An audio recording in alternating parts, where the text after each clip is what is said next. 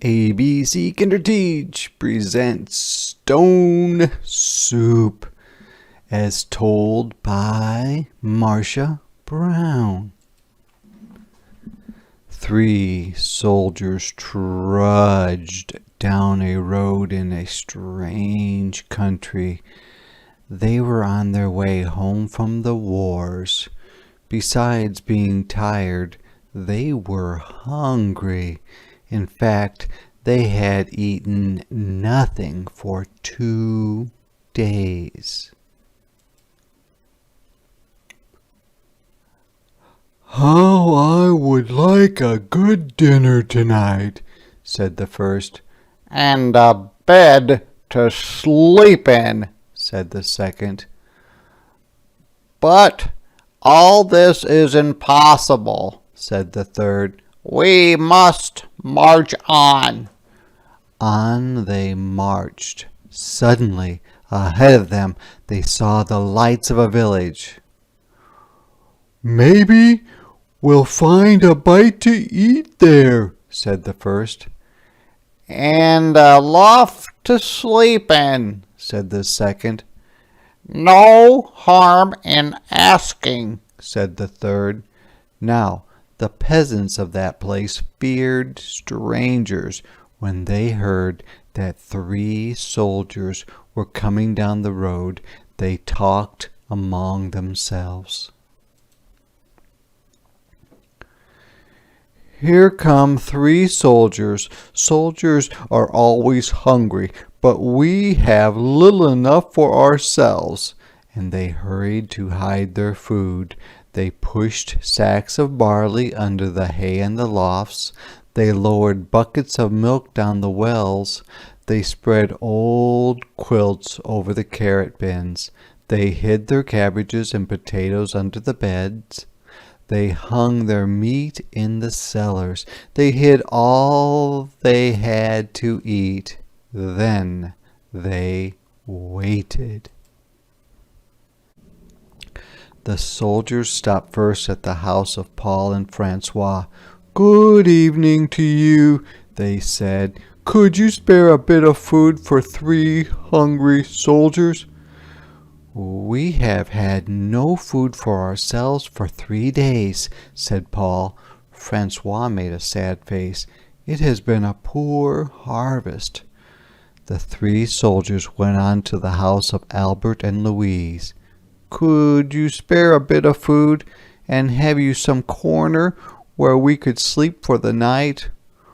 "Oh, no," said Albert. "We gave all we could spare to soldiers who came before you." "Our beds are full," said Louise. At Vincent and Marie's the answer was the same. It had been a poor harvest, and all the grain must be kept for seed. So it went all through the village. Not a peasant had any food to give away. They all had good reasons. One family had used the grain for feed. Another had an old sick father to care for. All had too many mouths to fill. The villagers stood in the street and sighed. They looked as hungry as they could. The 3 soldiers talked together. Then the first soldier called out, "Good people!" The peasants drew near. "We are 3 hungry soldiers in a strange land. We have asked you for food, and you have no food. Well then, we'll have to make stone soup." The peasants stared. Stone soup? That would be something to know about. "First, we'll need a large iron pot," the soldiers said. The peasants brought the largest pot they could find. How else to cook enough? "That's none too large," said the soldiers, "but it will do. And now, water to fill it and a fire to heat it." It took many buckets of water to fill the pot. A fire was built on the village square, and the pot was set to boil. "And now, if you please, 3 round, smooth stones." Those are easy enough to find. The peasants' eyes grew round as they watched the soldiers drop the stones into the pot. "Any soup needs salt and pepper," said the soldiers as they began to stir. Children ran to fetch salt and pepper. "Stones like these generally make good soup, but oh, if there were carrots, it would be much better." "Why, I think I have a carrot or two," said Francois, and off she ran. She came back with her apron full of carrots from the bin beneath the red quilt. "A good stone soup should have cabbage," said the soldiers as they sliced the carrots into the pot. "But no use asking for what you don't have." "I think I could find a cabbage somewhere," said Marie, and she hurried home.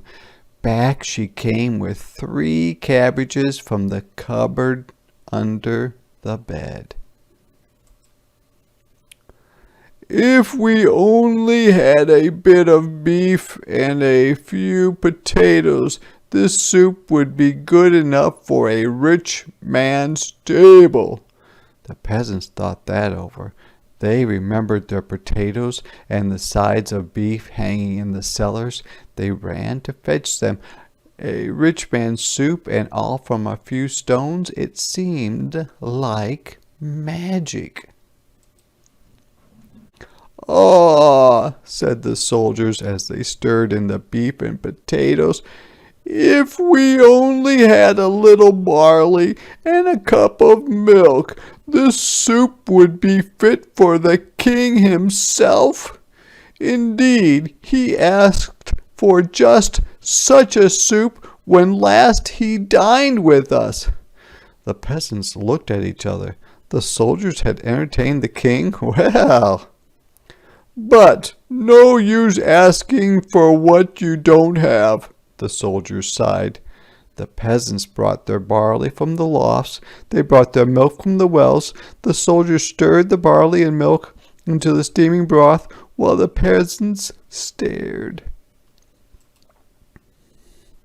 At last the soup was ready. "All of you shall taste," the soldiers said, "but first a table must be set." Great tables were placed in the square, and all around were lighted torches. Such a soup! How good it smelled! Truly fit for a king. But then the peasants asked themselves, would not such a soup require bread and a roast and cider? Soon a banquet was spread and everyone sat down to eat. Never had there been such a feast. Never had the peasants tasted such soup and fancy made from stones. They ate and drank and ate and drank, and after that they danced. They danced and sang far into the night. At last they were tired. Then the 3 soldiers asked, "Is there not a loft where we could sleep?" "Let 3 such wise and splendid gentlemen sleep in a loft indeed. They must have the best beds in the village."